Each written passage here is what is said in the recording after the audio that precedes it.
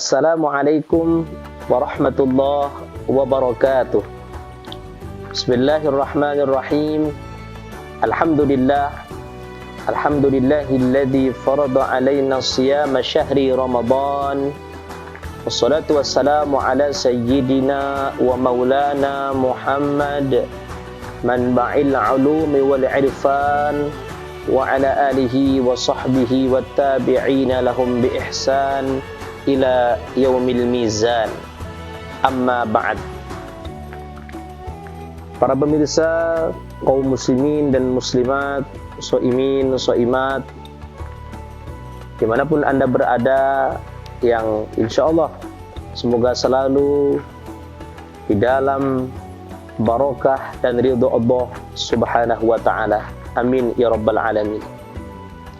Kembali pada sore hari ini kita bersua, kita berjumpa di tayangan kesayangan kita, Kultum Ramadan News. InsyaAllah tayangan ini akan selalu hadir di setiap sore menjelang berbuka puasa, dan tentunya harapan kita semua semoga ini dicatat sebagai amal kebajikan kita di sisi Allah, dan semoga ini mendatangkan manfaat bagi kita semua. Amin ya rabbal alamin. Kita sudah berada di bulan suci Ramadan, bulan yang napas kita itu dihitung atau dianggap tasbih oleh Allah subhanahu wa ta'ala.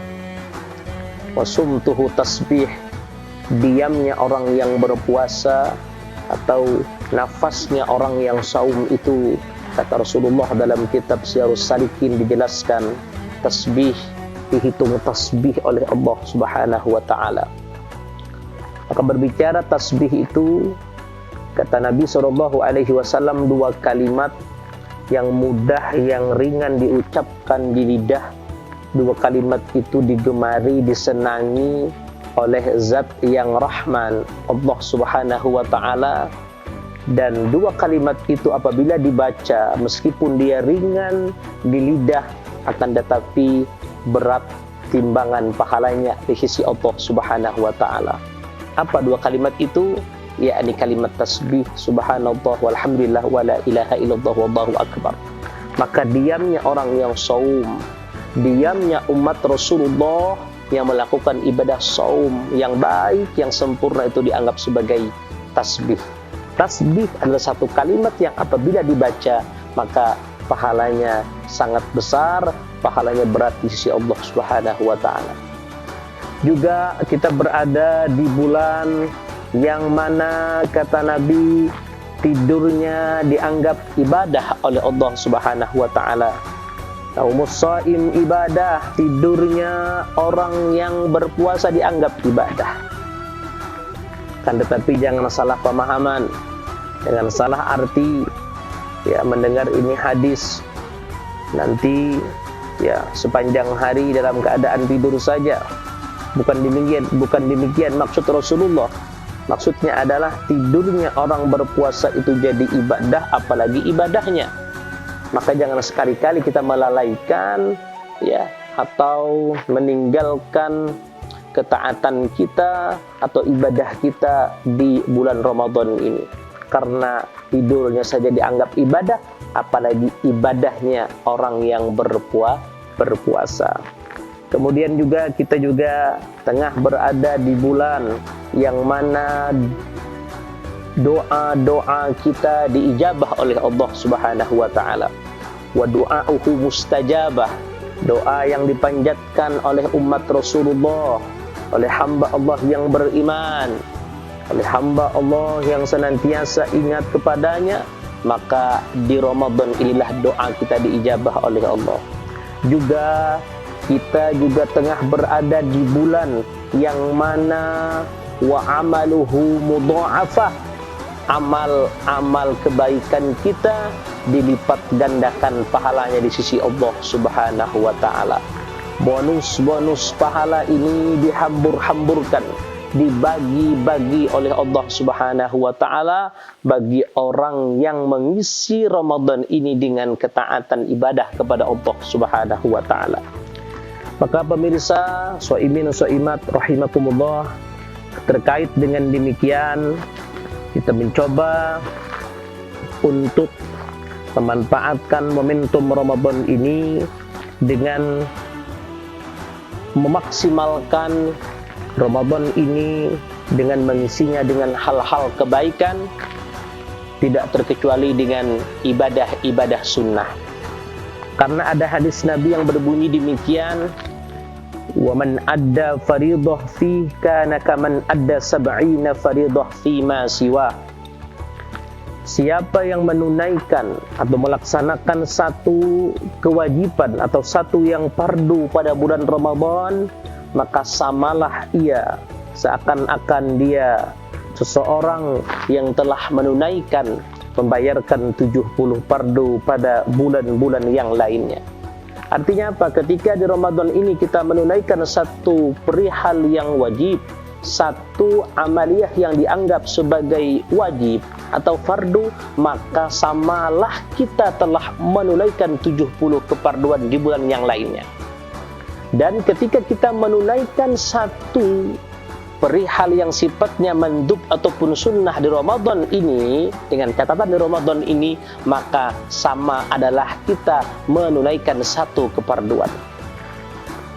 Ini subhanallah, bahwasanya Allah lagi-lagi ingin menyampaikan kepada kita bahwa inilah bulanmu, inilah bulan di saat mestinya engkau mendekat kepada Allah dengan ketaatan-ketaatan, dengan kebaikan-kebaikan amal pahala. Karena apa? Karena di bulan ini amal pahala dilipat gandakan oleh Allah Subhanahu wa taala. Dijelaskan dalam kitab Asrarus Shaum, rahasia-rahasia puasa, was sunnanu fis shaum sittah, dan sunnah di dalam puasa itu ada 6 perkara.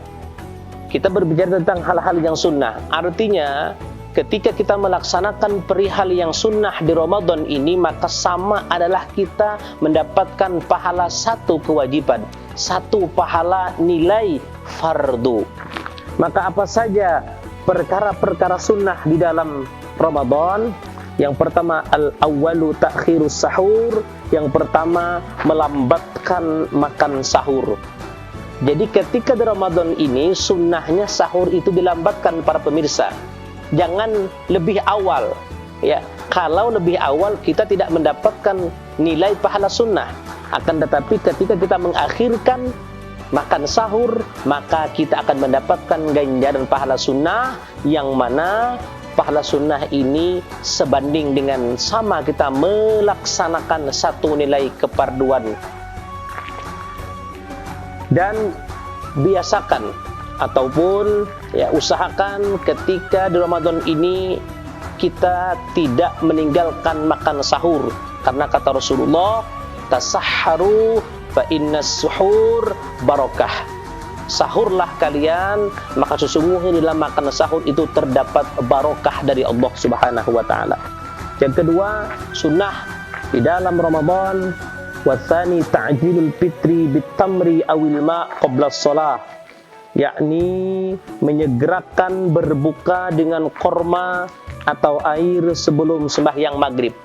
Ketika kita mendengar suara beduk azan maghrib nanti, maka usahakan yang kita santap tidak lain tidak bukan adalah korma.